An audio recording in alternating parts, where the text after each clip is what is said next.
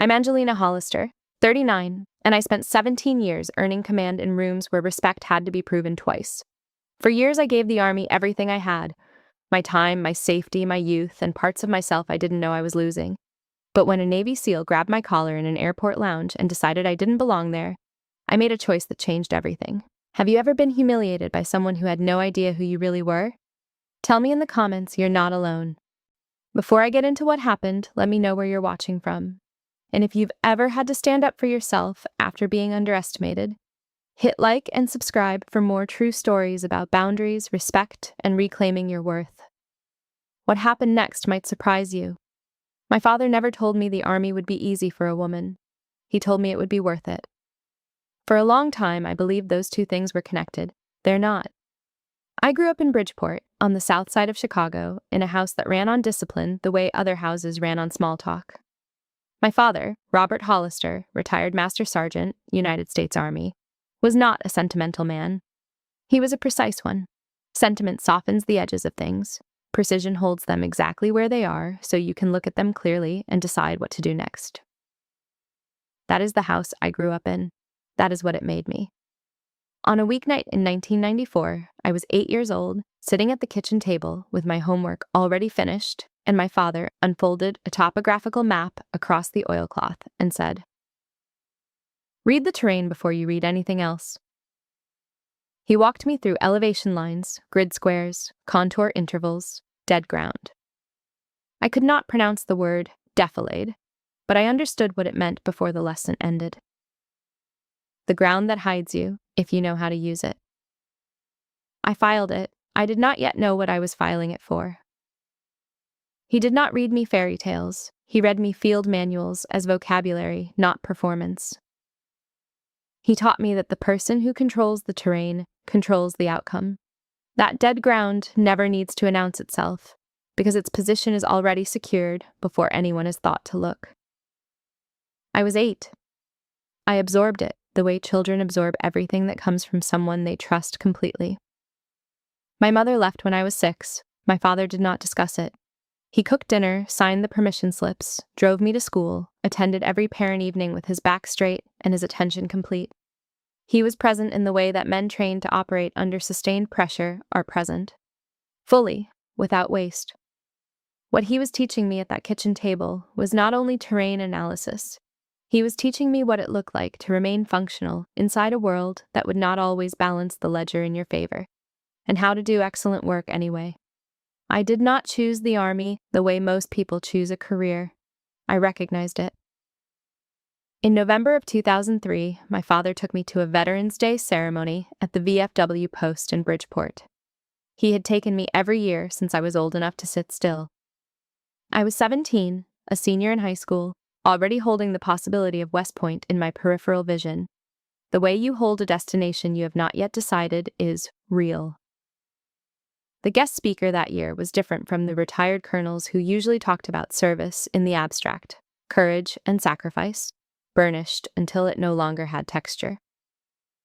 Her name was Colonel Margaret Decker, United States Army, retired. She was 45 years old, and she stood at the podium without notes and without the performance of authority that people insecure in their authority often produce. She did not speak about breaking barriers. She did not invoke historic firsts. She spoke about doing the work sequentially, without sentiment, without the embellishment that comes from needing the audience to feel something specific. She described leading an element through a mission she could not name in a country she could not name, and the only thing she emphasized was what it had cost and whether it had been worth it. She said it was. She said it plainly with the certainty of someone who has already done the accounting and is simply reporting the result, and I did not move for 40 minutes. After the ceremony, my father steered me toward her. We exchanged fewer than 10 words. She looked at me with the direct, unhurried attention of someone who evaluates people professionally.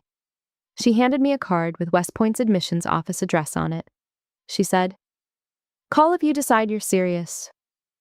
I kept the card for 5 years. I did not call. When I was ready, I showed up. For the first time in my life, I saw a woman who carried authority without announcing it. The kind that does not require a room's permission to exist, because it was built in rooms the audience never saw. I had only the certainty that I recognized it, the same recognition I had felt at 8 years old, looking at a topographical map and understanding dead ground before I could say the word. In the autumn of 2006, I was a second-year cadet at West Point, a yearling in the Academy's language, and Colonel Decker returned as a visiting instructor for a leadership evaluation exercise. Roughly 40 cadets were being assessed.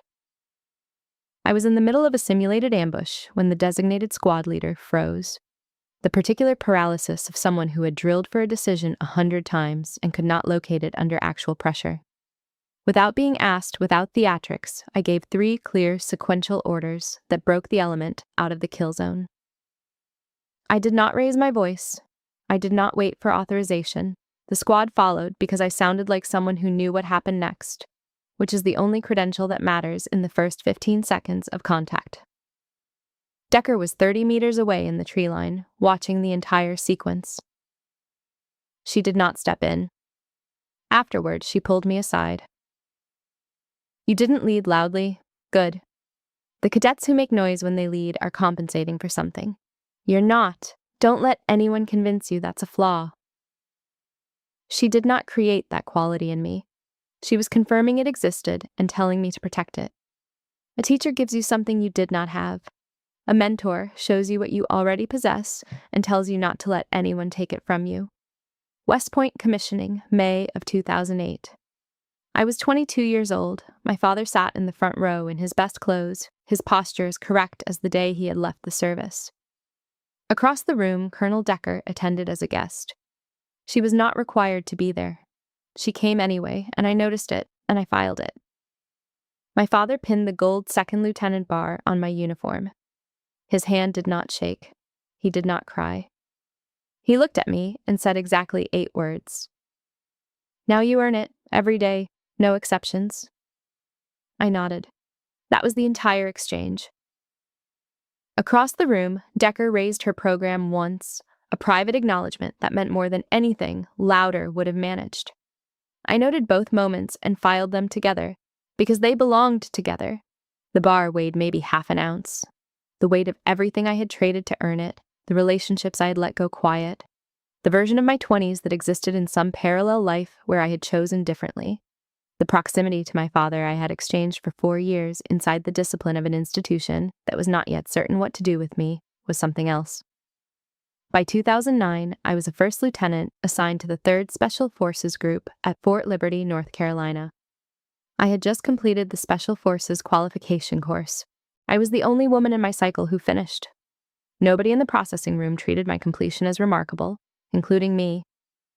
I picked up my orders, walked outside to a payphone near the administration building, and called my father. The call lasted 4 minutes. I told him I had the tab. He said, "Good, get some sleep." I hung up. I stood in the dark outside the building for a few minutes. Not with grief, not with triumph, not with the release I might have expected. Just with the full weight of what I had chosen and the clarity that I would choose it again. Then I went to sleep, because that was what the situation required. The payphone receiver settling back into its cradle, the fluorescent light flickering once. My silhouette already moving away into the dark. I learned to protect my work the way a lawyer learns to document a contract. Not because I didn't trust the institution, because I understood it. By 2013, I was a captain assigned to a classified special mission unit under Joint Special Operations Command, operating from a forward operating base along the Syria-Iraq border. The work did not have a public address. The operations did not generate public records. The people who knew what I was doing and how well I was doing it could be counted without removing your boots, and most of them held security clearances that would never appear in any file a promotion board would open. I had given the institution 12 years of myself by that point, and I had begun to understand that the institution's ledger and my ledger were not going to balance the way I had assumed when I stood in the dark outside that administration building in 2009. In a combined element debrief inside a prefab room at the forward operating base, fluorescent lighting, no windows, the particular exhaustion of people who have been operating at high tempo for too long, I sat at the table as the officer who had planned and supervised the reconnaissance operation being reviewed. A civilian intelligence liaison who had not been on the operation opened the session by directing his questions to the male captain seated to my left. That captain had run the ground element. I had controlled the planning cell. The entire architecture of the operation had come out of my work. He answered as though the assessment were his. He did not correct the record. The omission was passive and economical, not malicious, just efficient in the way that invisible hierarchies are always efficient. They do not require anyone to consciously decide to perpetuate them. They run on the same momentum as everything else in the room, carried forward by the assumption that the visible person is the relevant person. I delivered my own assessment when there was space for it. Precise, comprehensive. In the final written report, it was attributed largely to the other captain's name. I did not file a complaint. I went back to my quarters that night and revised my documentation practice systematically and without anger. From that point forward, my name was embedded in every operational paragraph I authored, in language specific enough that it could not be absorbed into someone else's record without deliberate rewriting. I did not fight the system's blindness. I routed around it. Fighting a wall wastes energy.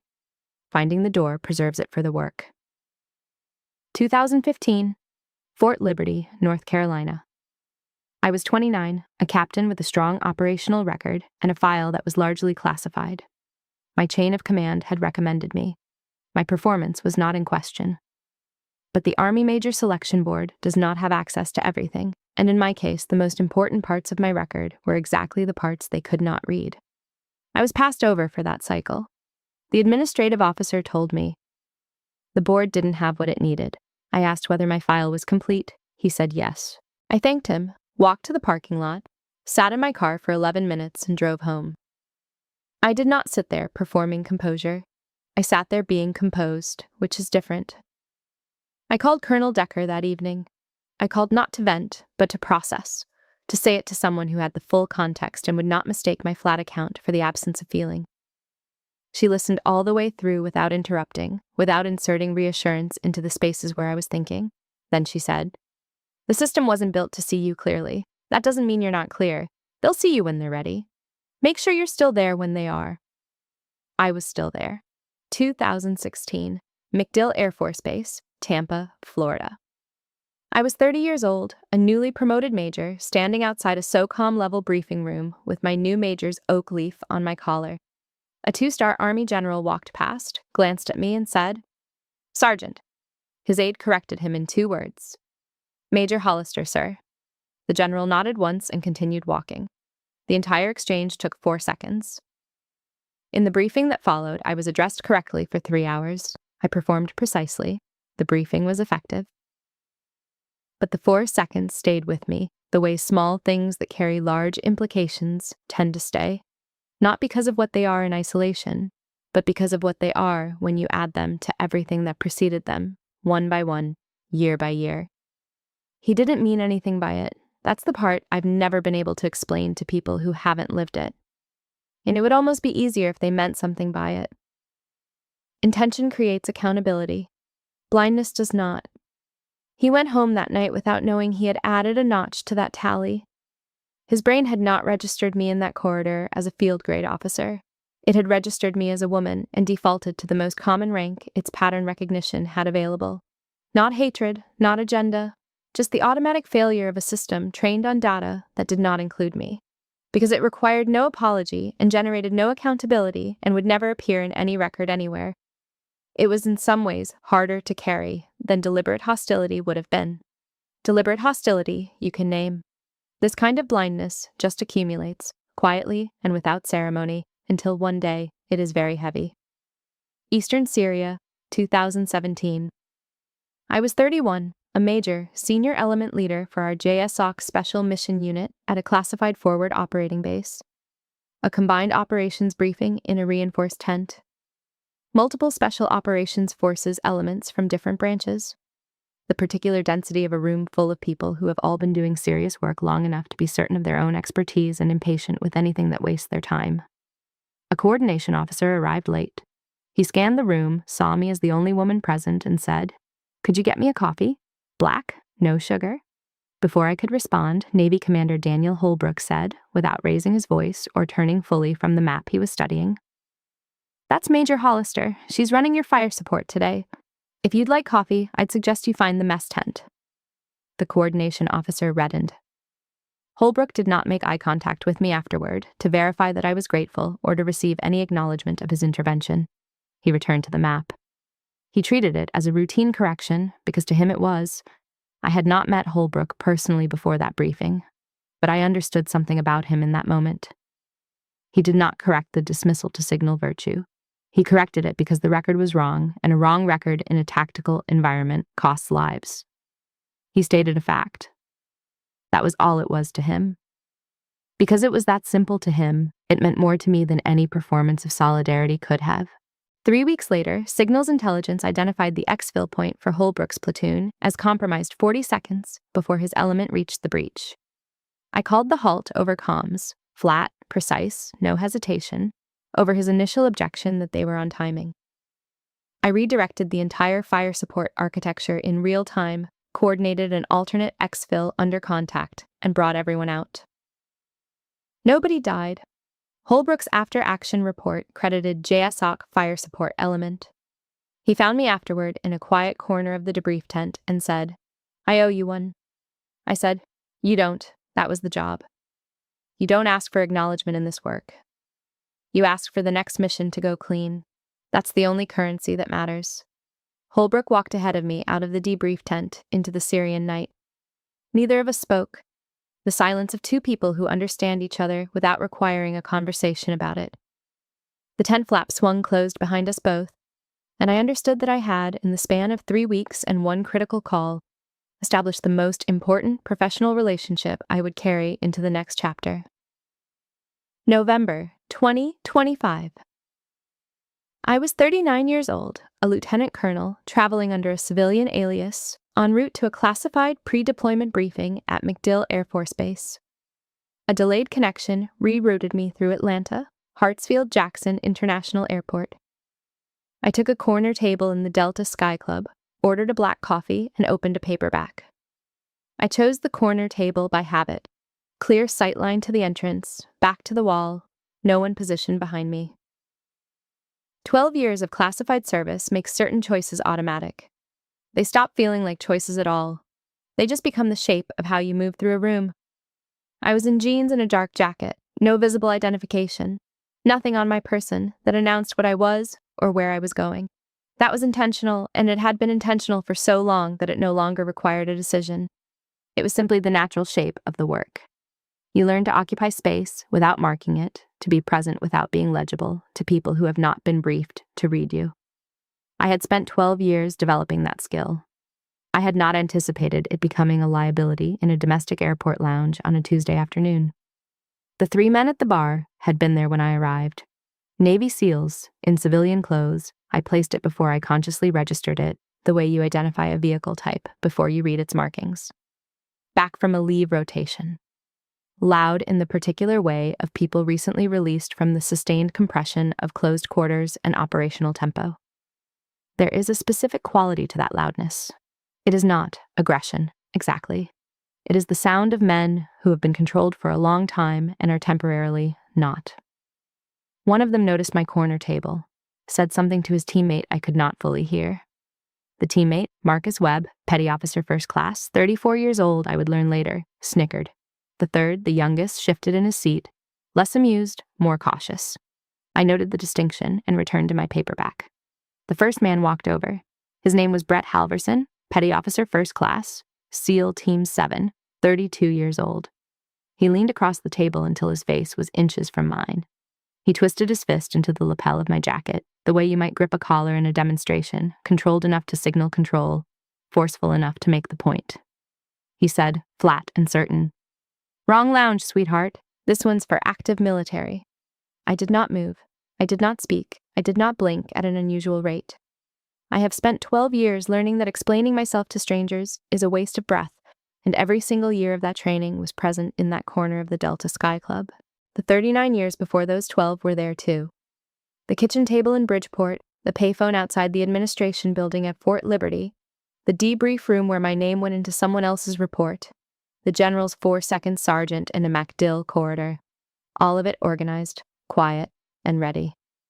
Brett Halverson was not a villain constructed for this moment. He was a decorated operator who had spent 14 years in a world where authority is always visible and labeled, a world of uniforms, rank insignia, and the immediate legibility of hierarchy.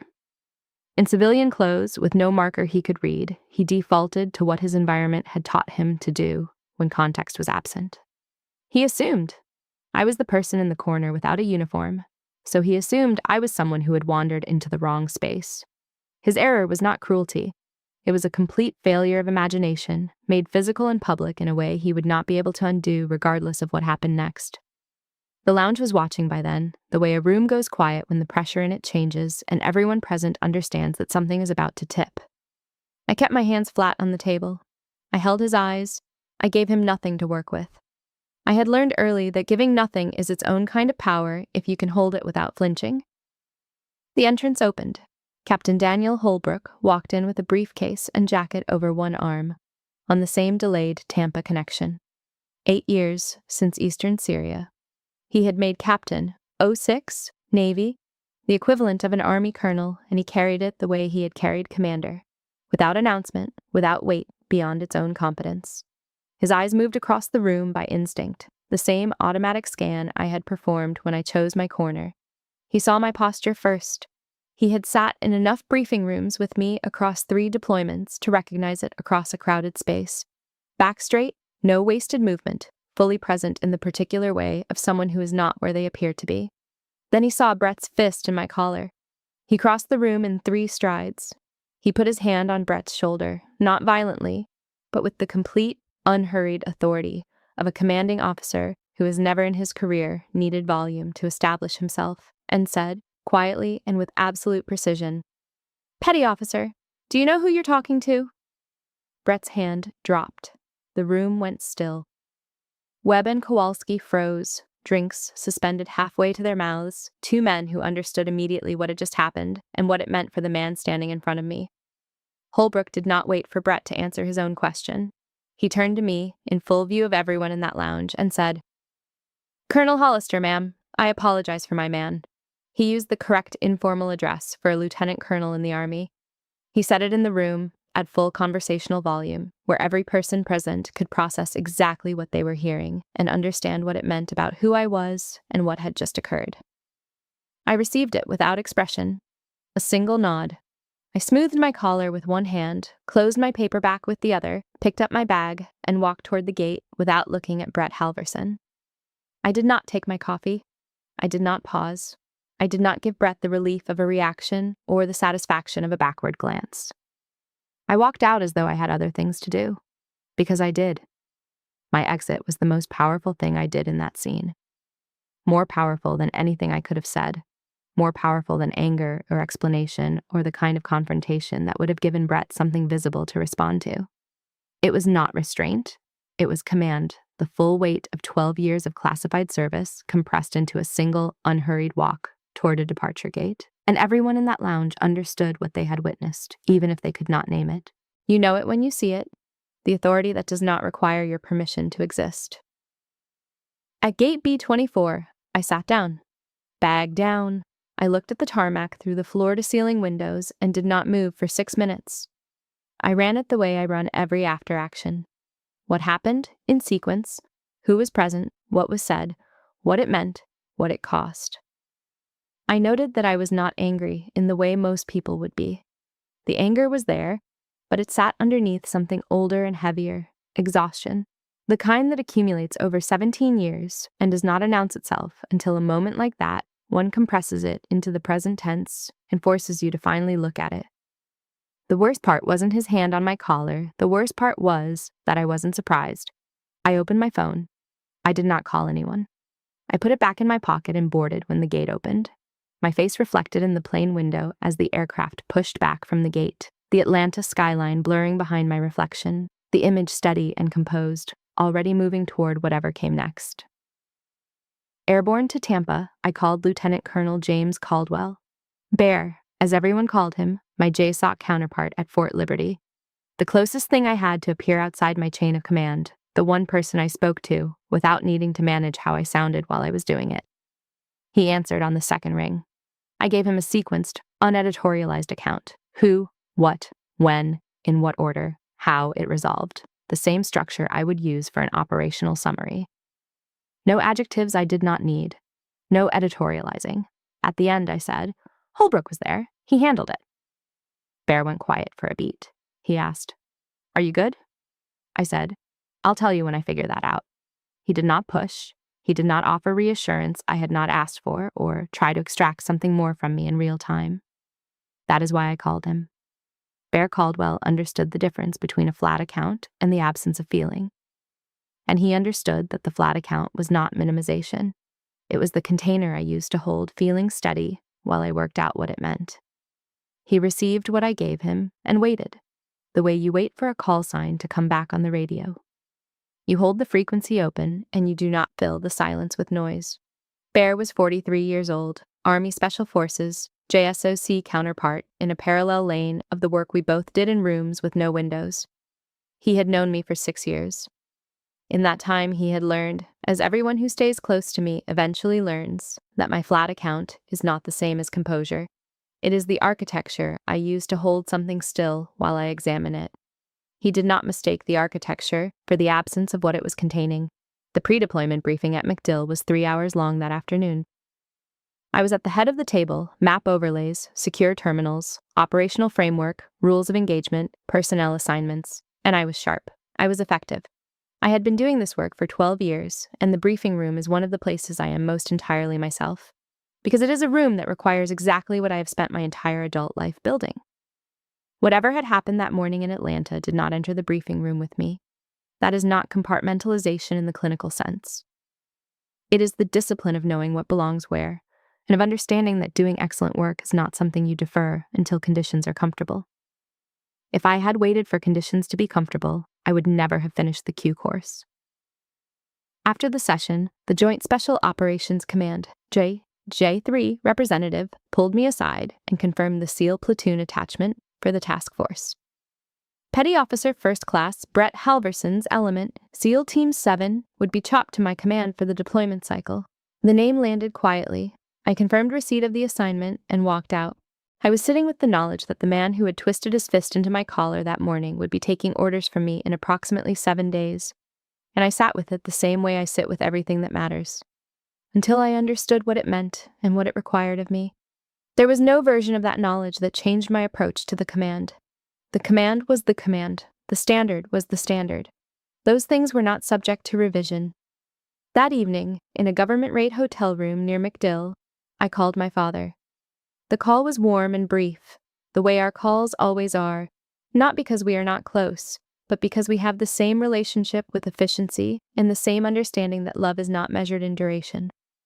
He asked how the trip was going. I said, "Fine, long day." He asked if I was eating. I said yes. I did not tell him about the airport. I did not tell him about the name that had appeared in the briefing. I said I would call after the workup. He said, "You know where I am." I hung up and sat on the edge of the bed with my boots still on. He was 75 years old, and he had never once told me to quit. He had also never fully known what I had been absorbing since 2008. The slow, steady weight of it, the running tally I had never agreed to keep, the way the institution asks certain people to spend more than others and calls the spending endurance and pins a tab on your shoulder for it. I had never found a way to tell him any of that without it sounding like a complaint. I do not complain to my father. He raised me not to. It is one of the gifts I'm most grateful for, and one of the things that has sometimes cost me the most, in ways I do not yet have clean language for. I sat on the edge of the bed, with my boots still on for a while. The boots were a specific detail I noticed, the body's decision not to stand down. Not yet, not fully. 17 years of being ready when the room requires it. I set the bag down by the door and looked at the standard government-issue furniture and the curtains drawn against the Tampa streetlight, and thought about the man who would walk into a classified briefing room in 7 days and see me at the head of his table. I thought about what he had done and what it had cost him without his knowing it yet. I thought about what I was going to do with the command, and the answer was the same it had always been. Exactly what was required, at the highest possible standard, without deviation. Later, with the laptop open on the desk and the task force documentation folder closed in front of me, I ran the full ledger, not out of self-pity, with the deliberate, honest accounting of a well-conducted after-action.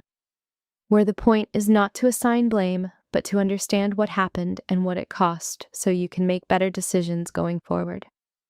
The 2013 debrief, where my work went into someone else's report. The 2015 board Passover. The 4-second sergeant at MacDill in 2016.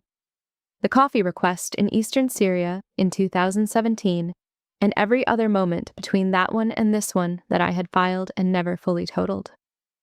I added Atlanta. I totaled everything. The conclusion was not rage, it was recognition. I had been spending reserves I had not agreed to spend, the daily cost of absorbing what should have been corrected, of letting things pass that added up over time into something with genuine weight. That habit had served me operationally in rooms where making it personal would have been a distraction. It had cost me something personal that I had not yet fully named. I needed to understand the difference between strategic restraint and chronic absorption. They are not the same thing, and that night in Tampa, I finally admitted I had been confusing them. I've spent 17 years being the most capable person in rooms that couldn't see me. That night in Tampa, I finally asked what that was costing me. Not with bitterness, with accounting. I opened the folder and got to work. The screen light was sharp in the darkened hotel room, and the city of Tampa was quiet behind the window. I had already made the decision that mattered most, and now I was doing what I had always done when the decision was made. Moving forward in the dark without waiting for the light to change. 7 days after Atlanta, Brett Halverson walked through the door of a classified briefing facility at MacDill Air Force Base and found me at the head of the table. He had 7 days to construct a version of events he could live with. Whatever he had built in those 7 days, the SIF dismantled it in the first 3 seconds. I was mid-sentence with Bear, reviewing a map overlay when the SEAL platoon filed in through the secure entrance. I did not look up when they came through the door. I finished my sentence. I set down my pen. I looked at the room, all of it, every face in sequence, the way I open every briefing I have ever led, and I made direct eye contact with Brett Halverson for approximately 1 second. The same look I had given him in the Delta Sky Club. Level, unreadable, complete. Then I moved on to the briefing. He saw me. I know because I watched his posture change in the peripheral attention I maintain, regardless of where my eyes are directed. 3 degrees, maybe 4, the involuntary adjustment of someone who has just registered something significant and is working to hold their external bearing steady. The silver oak leaf of a lieutenant colonel on my collar. Service uniform, not jeans and a dark jacket. The head of the table, not a corner seat with a paperback and a coffee I never finished. The briefing room where he would receive his operational orders for the next 9 months of his life. It was enough. I moved on. The briefing was 37 slides. I knew every one of them. The command structure, the task force composition, the operational framework, the rules of engagement, the communication architecture, the decision authority matrix. I had built all of it. I walked the room through it at a pace that did not invite interruption, answered 3 clarifying questions with precision, and concluded on schedule. Brett Halverson was one of 19 people in that room. I gave him the same standard I gave every one of the other 18. I had made the decision during the week between Atlanta and that SIF. The airport would not enter the professional space. Not because it did not matter. It did matter, and the matter of it had sat with me in a Tampa hotel room until the small hours of the morning. But I had decided that my command was the answer, and that my command would be louder and more durable than anything I could say in a hallway. The decision was not passive. It was the most active choice available to me because it required that I be excellent every single day, without the option of a bad one. After the briefing ended and the room cleared, Brett caught up to me in the corridor outside the facility. He started to speak. "Colonel, I need to..." I stopped walking. I turned to face him.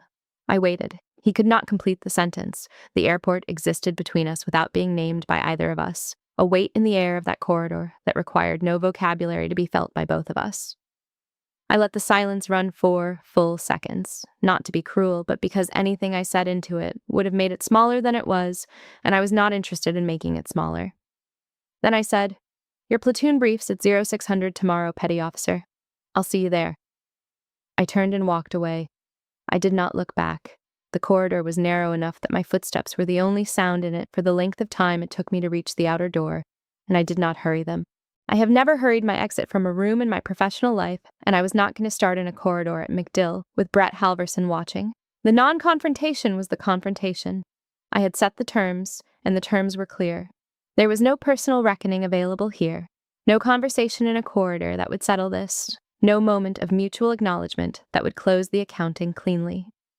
There was only the job, and the job would do everything that needed doing, more thoroughly and with more permanence than anything I could have said.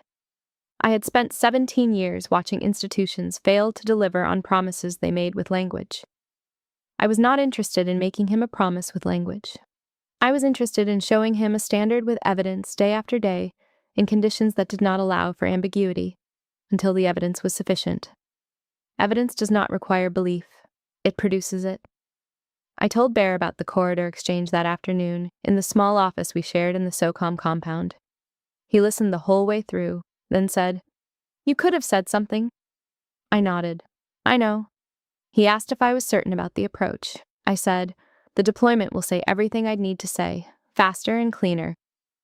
He looked at me for a moment with the particular attention of someone who is deciding whether to press further, and then decided not to. That was one of the things I valued most about Bear Caldwell.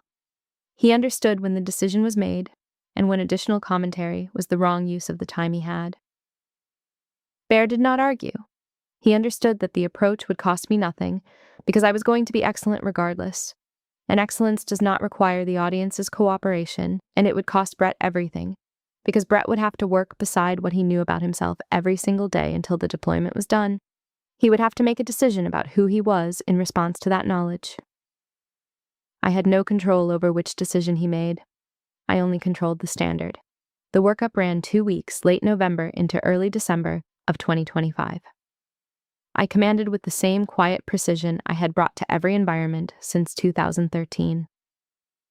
Webb and Kowalski adapted to my command style within 3 days. Experienced operators recognize competence the way water finds level. Efficiently, without ceremony, because the alternative is operationally costly, and they understand that clearly. Brett was professionally correct in every observable way, but conspicuously over-careful. He over-reported. He double-checked orders he had never in his career needed to double-check. He anticipated criticism that did not come. He was watching me the way you watch unfamiliar terrain, waiting for the detonation, scanning for the sign that tells you where the ground is not what it appears to be. It did not come. For Brett, I believe that was more disorienting than any confrontation would have been. You can brace against something visible. You cannot brace against the steady, unrelenting evidence that the person you wronged simply keeps doing excellent work regardless.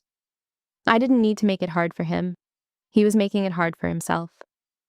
That's always how it goes with people who know they were wrong. The knowledge sits in every room with them. It accompanies every task. It evaluates every decision they make in light of the one they know they got badly wrong, and it does not allow for the comfortable distance of time until something happens that earns that distance honestly. I was not doing that to him. He was doing it to himself. The distinction mattered to me. I needed to be the commanding officer of this task force, not the architect of his discomfort. His discomfort was his own project. Mine was the mission. The workup concluded on schedule. The task force integrated and was ready. Brett executed every training sequence with the clean precision of a man working as hard as he has ever worked. Jaw set, eyes forward, every checkpoint delivered on time, every standard met without being asked twice. Not yet certain whether the standard he was holding himself to would be enough to close the distance between what he had done and who he intended to be. But holding it anyway, because holding it was the only honest option available to him. I recognized that quality. I had been living it for 17 years. January 2026, the task force deployed to a classified theater. For the first 30 days, Brett Halverson was professionally correct, tactically sharp, and personally coiled. He brought no errors to the work and no ease to the environment. He executed orders with the precision of someone who understands that the margin for anything else has been used up. And he carried the weight of what he knew about himself into every operational space, the way you carry something you cannot put down because you have not yet decided what to do with it. Some people carry that kind of weight by working harder. Brett was one of them. In late January, his element was moving on an intelligence-driven target. I was running the operations node in the Joint Operations Center with Bear and the task force staff. ISR feeds on multiple screens, the particular sustained attention of a senior commander who knows that the distance between a good outcome and a catastrophic one is often a single correct observation made in time. 12 minutes into Brett's Elements movement, I caught an anomaly in the feed, an unexpected signal pattern at a structure adjacent to the primary target. The timing of the signal, its geometry relative to Brett's approach vector, the shape of it against the baseline we had been tracking for 6 days, every element of it pointed to something that should not be there. I called a halt over the radio, flat and direct. All elements hold. Do not move until I clear the adjacent structure. Hold. Brett objected. He was on timing. The window was narrow. The intelligence picture had been solid. I told him to hold. He held. 4 seconds of silence on the net while Brett Halverson processed the instruction from a commanding officer he had not yet fully reconciled with himself. 4 seconds in which the platoon froze in position, 18 people trusting the decision of one, while I trusted a call I had made from a feed that had given me a shape I recognized before I could name it. 4 seconds is a very long time when you are stationary in a field position. It is also exactly long enough for 3 armed men to emerge from a structure and confirm the call. 40 seconds later, 3 armed combatants emerged from the adjacent structure on the flank of his approach route, a compromise that would have contacted his platoon from a direction they were not positioned to absorb. The target was reassigned, the approach modified, and the element executed clean. No casualties. The mission package closed successfully, and Brett's platoon came back whole. Post-operation, Brett submitted his debrief accurately and completely. He did not mention the ISR call by name. He did not have to. What mattered was that he had seen it happen in real time, had heard my voice call the halt before he could see the reason for it, and had watched the reason emerge 40 seconds later from a structure he had been about to move past. He knew what a good call sounded like in the field. He had heard hundreds of them across 14 years of operational work. That was one. He knew it. That night in the platoon bunk room, as Brett broke down his kit in the focused quiet of post-operation, Marcus Webb said, without weight, the way he stated any operational fact. She got that ISR anomaly in about 40 seconds. I've seen guys take 4 minutes to flag that. Ryan Kowalski said, I've seen guys miss it entirely. Brett said nothing. He finished his kit. He got some sleep, but he heard it.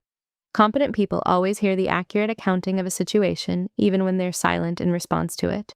They file it. Eventually, if they are honest, they let it change them. By February, the task force was in the planning cycle for a complex multi-element operation. Brett raised a route modification that diverged from my approved plan. Under any other commanding officer in his career, the move would have been routine. Experienced SEALs push back on route plans. It is part of what makes them valuable in joint task force environments. Under me, given the weight of what he was still carrying from Atlanta, he framed it with the careful over-precision of someone who is not entirely certain of their standing. He was not wrong to have the idea. He was wrong to be uncertain about whether he had the right to voice it. That uncertainty was the last residue of Atlanta, and it was costing the task force the full value of his operational experience. I noticed it. I did not comment on it. The response to that kind of residue is not a conversation. It is the next decision, made at full standard, in the open. I reviewed the modification without comment. I studied it for 20 seconds, the route, the ISR overlay, the timing implications, the contingency exposure.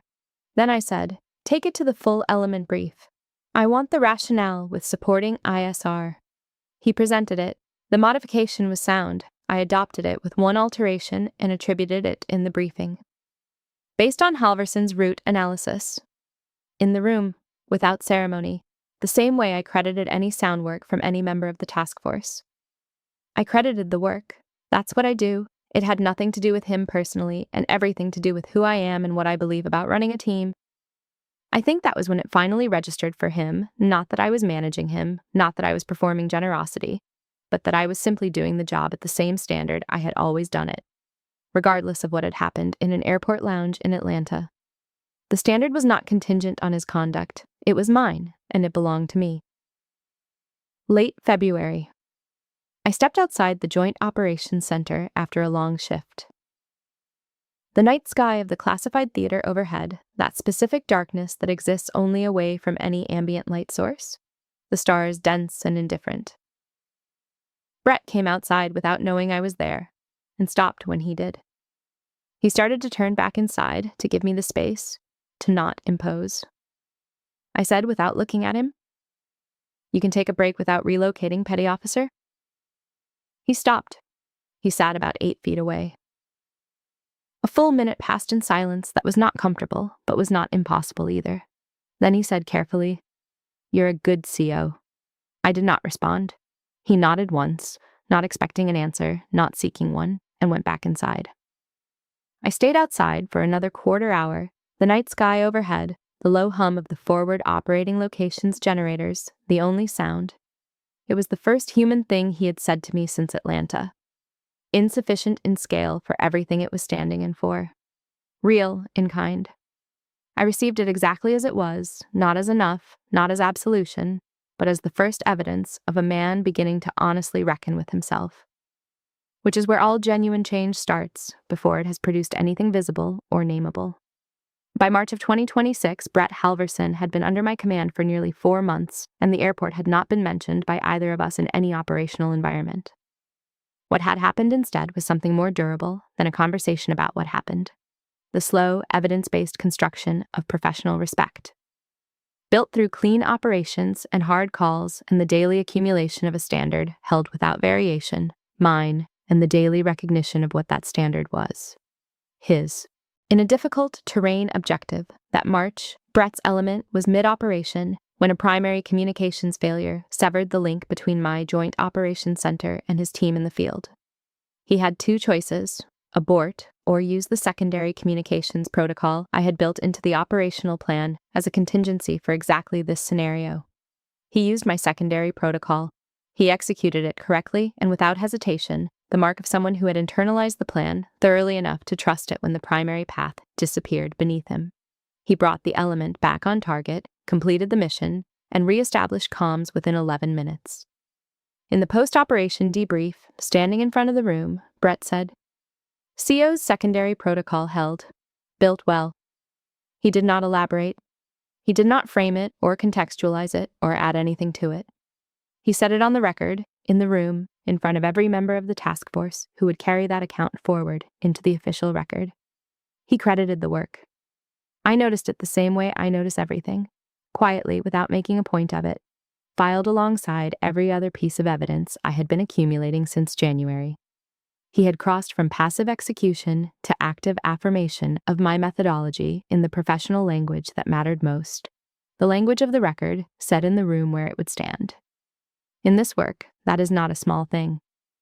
A few days later, Bear and I were alone in the Joint Operations Center after the rest of the task force had cleared out. He said, with the quiet of genuine observation rather than agenda, "You know, he's becoming a good element lead under you." I said, "He was always a good element lead." Bear went quiet for a beat. Then he said, "That's not what I meant." I said, "I know what you meant." And I went back to the map. He was always a good element lead. That had never been the question. The question had been whether his conduct as a person would ever rise to meet his capability as an operator. And the answer was beginning to emerge in the way that genuine answers always emerge, not in a single moment of declaration, but in the accumulation of small, verifiable acts. I was watching it. I was not announcing it. The distinction mattered to me then. It still does. Late March. A corridor outside the platoon debrief room. No one else present. Brett stopped me. He stood at a respectful distance and looked at the wall beside us rather than at my face.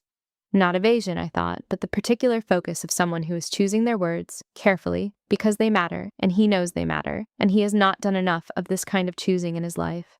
He said, "I've been in this work a long time. I thought I knew what I was looking at. I was wrong." He did not ask for anything. He did not wait for absolution or for me to complete the exchange in some way that would relieve him of the weight of it. He walked away. I watched him go and did not call him back. It was as close as he would get to a direct apology, and it was the right kind. It named what he had done. It named that it was wrong. It asked for nothing in return. My silence was not withholding. I did not need his apology to understand the situation or to know my own value. I had not needed it for a single day of the deployment. The terms between us simply shifted as quietly and as permanently as terms shift when one person decides to stop pretending something did not happen and names it plainly instead. Early April, the final complex operation of the forward rotation. Planning session, full task force. Brett functioned in that session as a full and unguarded contributor. Not over-carefully, not apologetically, not with the anxious precision of a man monitoring for punishment. He asked questions. He offered analysis.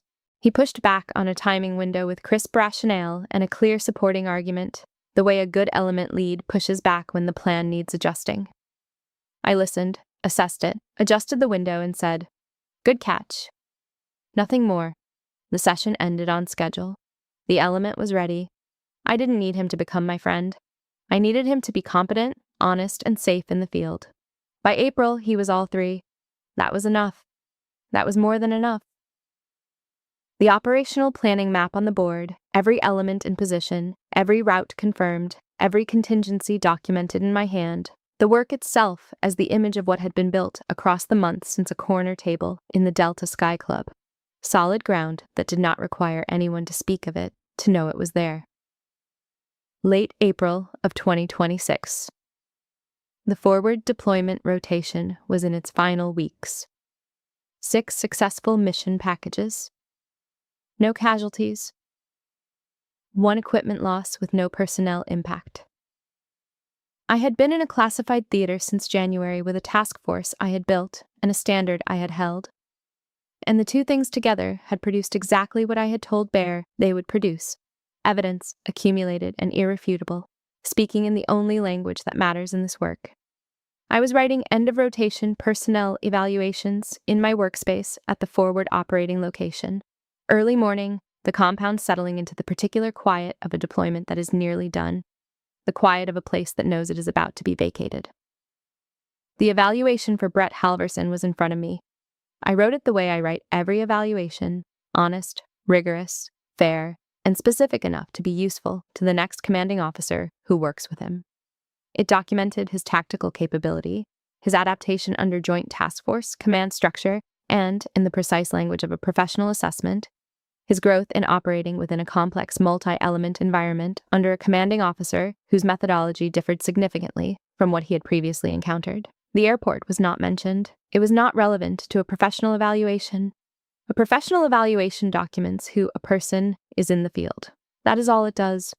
Everything else belongs somewhere else, or belongs to no record at all. I submitted it without showing it to anyone. He earned the words in it. Everyone.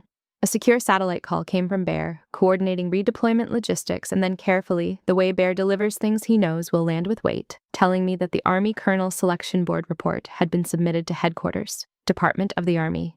He did not have the official results, but my packet had been strong and he believed I was on the short list of likely selects. He delivered this matter-of-factly, the way he delivers everything, precisely, without editorial.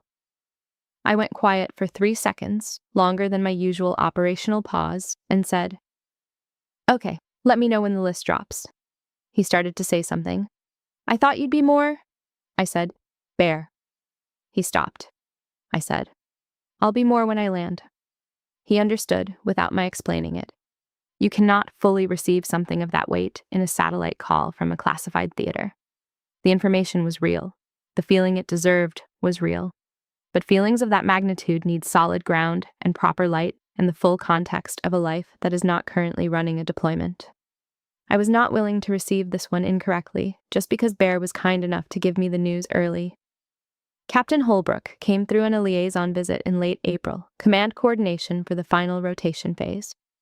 5 minutes in a cleared corner of the common space, coffee in hand, the efficient use of a short window that 2 people who work this way have learned to make sufficient. He asked how the rotation had gone. I gave him an honest summary, operational outputs, platoon performance, no casualties. He asked specifically about Brett. I said, "He did his job." Holbrook nodded. "I heard. Good."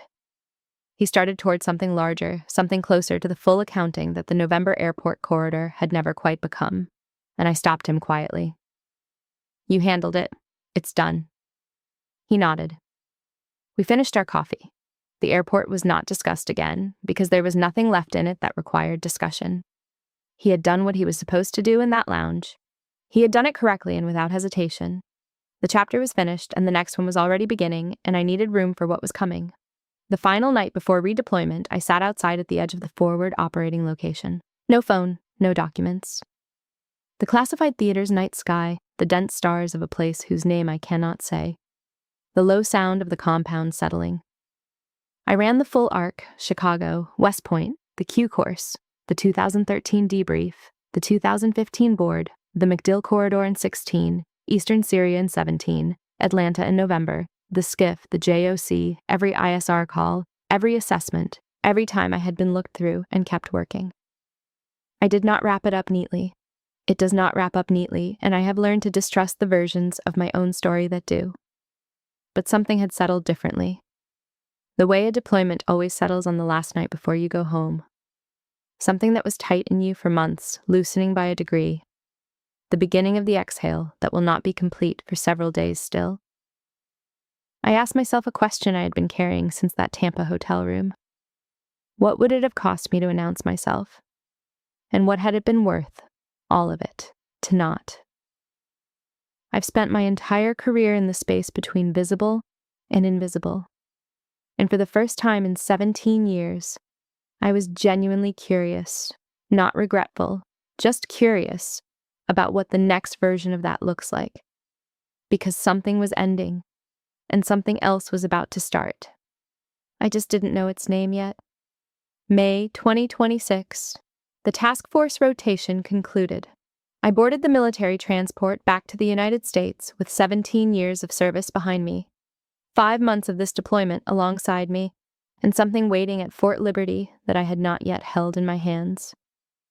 On the transport, I slept for 4 hours, the first 4 consecutive hours I had managed in 6 weeks. I woke before the rest of the aircraft and looked out the small oval window at cloud cover below and did nothing for 45 minutes.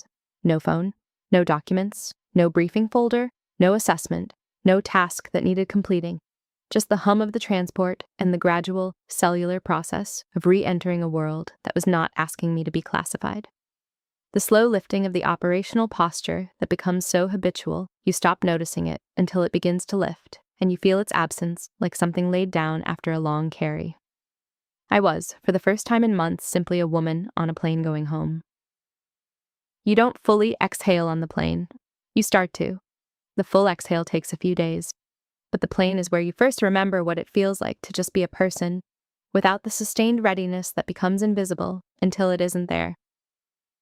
At the departure staging area at Fort Liberty, as Brett's SEAL element loaded equipment for redeployment back to their home command, I was standing near the building entrance when he stopped, turned, and walked back toward me. He came to a full stop at the correct distance, squared up, and rendered a salute. Not the quick, perfunctory kind of hallways and logistics, the kind that means only that the protocol has been observed and nothing more. This was a held, deliberate salute, the kind that requires intention, the kind that means something is being communicated in the only language this world has that cannot be misread or reinterpreted or mistaken for something other than what it is. He held it. I returned it. He dropped his hand first, as protocol requires, because I outranked him. He picked up his bag. He did not say anything. He boarded his transport. He didn't explain. He didn't try to compress 9 months into language, or reach for the words that the corridor outside the debrief room had already exhausted its capacity to carry. He gave me what he had, a proper salute, held for a beat longer than regulation requires. It was the most honest thing he had said to me since Atlanta. And it was enough. It was actually enough. The salute was the apology his words in the corridor had been unable to fully carry. And more than an apology, it was recognition, rendered in the vocabulary that has always mattered most to me. The job, done correctly and completely and without being asked. I received it exactly as it was given, which is the only way to receive something that has been given honestly. Bear handed me the colonel's selection notification in hard copy in a small office in the JSOC compound that afternoon. Not framed, not ceremonial. a printed page in a manila folder, because that is how Bear operates and that is how I would want it. I read it. I sat with it for a moment. He asked, "You want to call Decker?" I thought for 2 seconds and said, Yeah, I do." Colonel Margaret Decker, retired, 68 years old, answered on the third ring. She had been 45 in the VFW post in Bridgeport when I was 17 and had not yet found the language for what I recognized in her. She had handed me a card with West Point's admissions address and told me to call if I decided I was serious. She had attended my commissioning when she was not required to. She had counseled me after the 2015 board passover from a suburb of Columbus, Ohio, and had said the system wasn't built to see you clearly and make sure you're still there when it's ready. She had known me for 22 years. I said, "I made Colonel." She was quiet for 1 second. Then she said, "I know. I've known for 30 years." I laughed. Short, real, unguarded. The kind of laugh that comes only when something releases that you have been holding without knowing how tightly. Bear heard it from across the room. He smiled at his desk without looking up because he understood what that sound meant, and he was glad it had arrived. The laugh was the payoff, not the promotion. The release that comes when the person who saw you first, before you could see yourself clearly, gets to hear the confirmation that she was right. Decker's answer closed the arc that had opened in 2003 in a VFW post in Bridgeport. And it closed it with the quiet completeness of something that was always going to end this way. I drove to Chicago for a few days of leave. My father opened the door, looked at me, and said, "You look tired." I said, "I'm good, Dad." He stepped aside. I sat at the kitchen table, the same oilcloth, worn at the corner where I used to prop my elbow at 8 years old, trying to read contour lines I couldn't yet fully interpret. He made coffee and set it in front of me without asking, because he has always known what I need before I ask for it. After a while, I said, "I got Colonel." He sat down and said, "I know. Bear called me." I stared at him. He shrugged with the particular economy of a man who has never wasted a movement in his life. He said, "You wouldn't tell me right away." I shook my head. I almost laughed again. Then he said, quietly and without performance, "I'm proud of you, Angelina. I've been proud of you since Fort Liberty in 2009. I just wait for you to be ready to hear it." The kitchen table, the regimental plaques on the wall behind him. The man who had taught me to read terrain at 8 years old and said, "Now you earn it at 22 and get some sleep," when I called him in the dark from a payphone in North Carolina with the tab and no one to celebrate with. The weight of 17 years in both directions at once, everything it had cost, everything it had built, held by him in Chicago without complaint, because he had understood all along that some things need to arrive on their own schedule, and he had been willing to hold the space until mine was ready. The next morning I took a walk with no destination, no route, no tactical purpose at all. The streets of Bridgeport in early May, the light that comes with a city morning before the day has fully assembled itself. Children on bicycles. A veteran at a bus stop who gave me a nod, not knowing my name or my rank, just recognizing something in the way I carried myself, the way you recognize certain things before you have language for them. I nodded back. I walked the whole neighborhood. I came home to my father's front step and sat in the May morning light with coffee in both hands and thought, not in summary, not in sermon, just in clear and steady recognition. I didn't just endure it, I built something with it, and whatever comes next, I'll build something with that too. If you have been the most capable person in rooms that couldn't see you, if you've been carrying something quietly for a long time and doing excellent work regardless, I'm not going to tell you it gets easy. I'm going to tell you it gets clear. There is a difference. Clear is something you can work with. The people who doubted you, dismissed you, or put their hands on your collar when they should have known better, they don't get to decide what you are. They never did. You already decided that. You decided it every time you kept going. On my father's front step, coffee in both hands. The May morning light of a neighborhood I had known all my life came down around me, and I finally understood that I had been the answer to every question anyone ever had about me. Quietly, finally, I knew it. If my story hit close to home, I want to hear yours. Have you ever had to protect your peace before someone finally respected you? Have you ever had to let your actions speak because words were not enough? Share it in the comments. And if this reminded you of your own strength, Hit like, subscribe, and come back for more stories about standing your ground and knowing your worth.